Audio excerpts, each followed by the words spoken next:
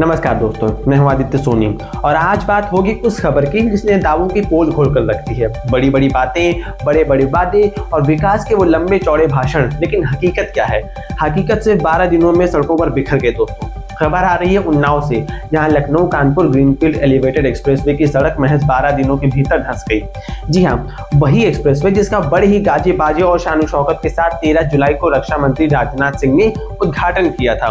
फीता काटा गया, तालियां बजी और मीडिया में ढिंढोरा पीटा गया कि देखिए विकास की नई इबारत लिख दी गई है। लेकिन 12 दिन भी पूरे नहीं हुए थे कि सड़क जमीन में समाने लगी। अब सवाल ये उठता है, क्या यही है वो विश्वस्तरीय इंफ्रास्ट्रक्चर जिसका दिन रात ढोल पीटा जाता है? भारी भरकम बजट, 4700 करोड़ की लागत और ना जाने कितने वादों के बाद जो सड़क बनकर तैयार हुई वह पहली ही बारिश का थपेड़ा नहीं सह सकी दोस्तों। सोशल मीडिया पर टूटी और धंसी हुई सड़क के वीडियो आग की तरह फैल रहे हैं। चीख चीख कर ये वीडियो गवाही दे रहे हैं कि कैसे जनता के टैक्स की गाढ़ी कमाई पर भ्रष्टाचार का डामर पोता जा रहा है। जिन सड़कों पर गाड़ियों के पहिए फर्राटे भरने चाहिए थे, वहां अब बड़े बड़े गड्ढे और धंसी हुई जमीन राहगीरों का स्वागत कर रही है। क्या यही है वो रफ्तार?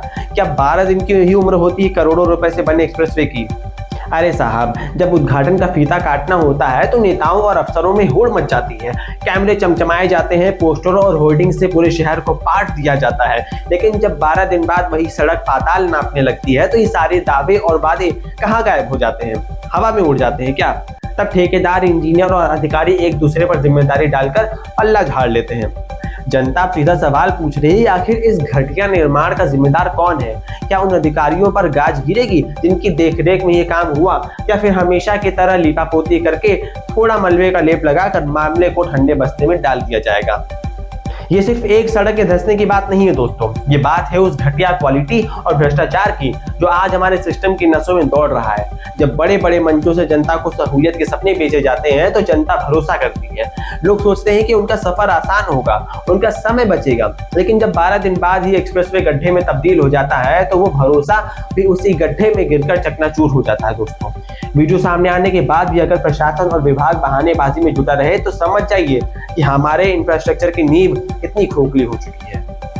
बारिश तो हर साल आती है, लेकिन हर बार बारिश को बहाना बनाकर अपनी नाकामियों को छुपाना कहाँ की समझदारी है दोस्तों। अगर पहली ही बारिश में सड़कें धंस जाएं तो आने वाले सालों में इन एक्सप्रेसवे का हाल क्या होगा? अब देखने वाली बात ये होगी कि इस वायरल वीडियो और जनता के गुस्से के बाद किसकी जिम्मेदारी और जवाबदेही तय होती है। क्या वाकई कोई कड़ा एक्शन लिया जाएगा या फिर अगली बारिश में किसी नए प्रोजेक्ट का उद्घाटन होगा और एक बार फिर सड़क ऐसे ही धंसेगी? जनता सब देख रही है और सवाल पूछना बंद नहीं करेगी। देश की असली खबरें, बेबाक राय और जमीनी हकीकतों के देखने के लिए बने रहे हमारे साथ। धन्यवाद।